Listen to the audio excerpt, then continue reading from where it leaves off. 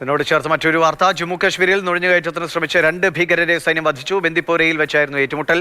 അനൂപ് ദാസ് അതിന്റെ വിവരങ്ങൾ നൽകും. അനൂപ്, ഇപ്പോൾ നേരത്തെ ബസൻ സൂചിപ്പിച്ച് നേപ്പാൾ വഴിയുള്ള നുഴഞ്ഞുകയറ്റ ശ്രമമാണ്, അതിലുള്ള ജാഗ്രതയാണ്. അതേസമയം ജമ്മു കാശ്മീരിൽ ഏറ്റുമുട്ടൽ തുടരുന്നു. എവിടെയാണ് ഇപ്പോഴും സംഘർഷഭരിതമായ സാഹചര്യമുള്ളത്?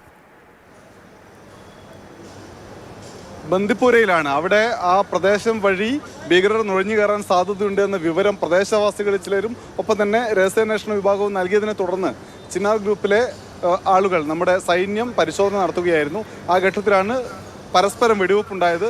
2 ഭീകരരെ വധിച്ചു. ആ മേഖലയിൽ ഇപ്പോഴും പരിശോധന തുടരുകയാണ്. കൂടുതൽ ഭീകരർ നുഴഞ്ഞു കയറാൻ സാധ്യതയുണ്ട് എന്ന വിവരമുണ്ട്. എന്തായാലും ഇന്ന് പുലർച്ചെയാണ് 2 ഭീകരരെ വധിച്ചത്.